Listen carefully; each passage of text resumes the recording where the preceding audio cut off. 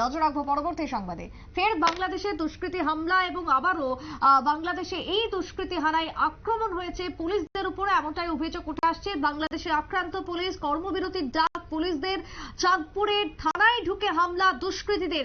আবারও কি তাহলে পুরনো স্মৃতি ফিরতে চলেছে? যে ক্ষেত্রে দাঁড়িয়ে বাংলাদেশের উত্তাল পরিস্থিতি, আরো একবার কি পুলিশের উপরে আক্রমণ হবে? কারা করছে এই আক্রমণ?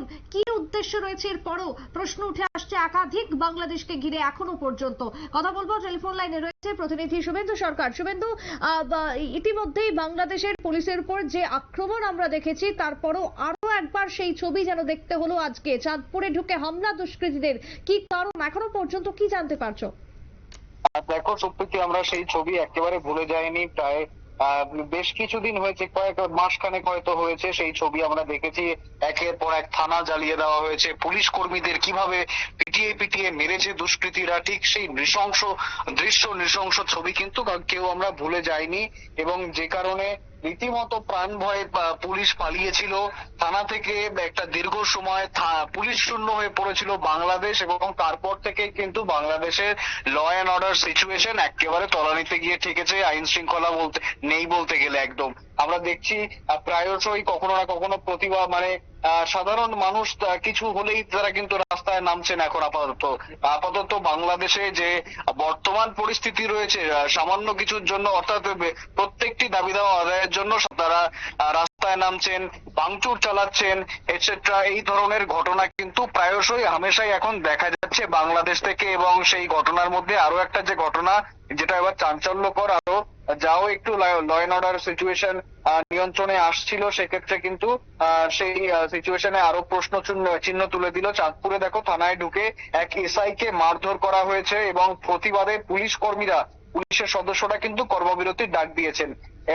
কোথায় দেখো, চাঁদপুর শহরের কোড়ালিয়া রোডে দুই পক্ষের জমি সংক্রান্ত বিরোধের জেরে চাঁদপুর মডেল থানায় ঢুকে পুলিশের উপপরিদর্শক এসআই আব্দুল সামাদকে মারধরের প্রতিবাদে কর্মবিরতি পালন করছে। এবং গতকাল মঙ্গলবার মডেল থানাটির কর্মবিরতি পালন করেন। গত সোমবার এসআই আব্দুল সামাদকে মারধরের ঘটনা ঘটে। আর এই ঘটনায় মামলা না দেওয়ার জন্য একটি পক্ষের লোকজন গতকাল সকালে থানায় এসে হট্টগোল করেন, অর্থাৎ তারা মারধরও করেছেন, পাশাপাশি যাতে মামলা না হয় সেই বিষয়ে কিন্তু যথারীতি হট্টগোল করে গিয়েছেন।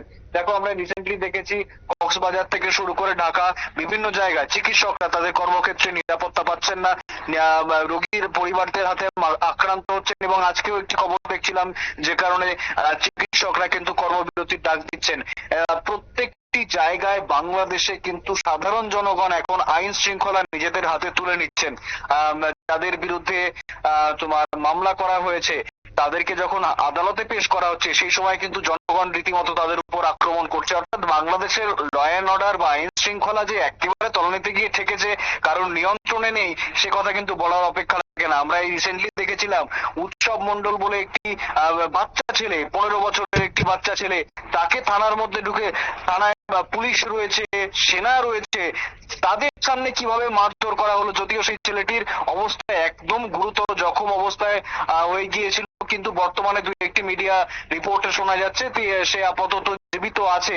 কিন্তু এছাড়াও কিন্তু বিভিন্ন জায়গায় সেখানকার যে অবস্থা বর্তমানে রয়েছে, সামান্য জিনিসে সাধারণ মানুষ তো তারা নয়, তারা দুষ্কৃতী, তারা এই মৌলবাদী দুষ্কৃতীরা কিন্তু আইন কানুন নিজেদের হাতে তুলে নিচ্ছেন। রীতিমতো বাংলাদেশে আর আইনের শাসন নেই বললেই চলে। সুপ্রীতি, একেবারেই তাই।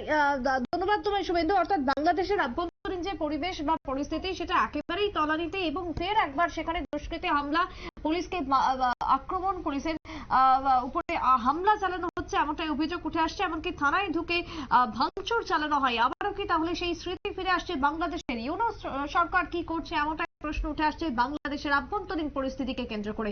ছোট্ট বিরতির পর ফিরবো, সঙ্গে থাকুন।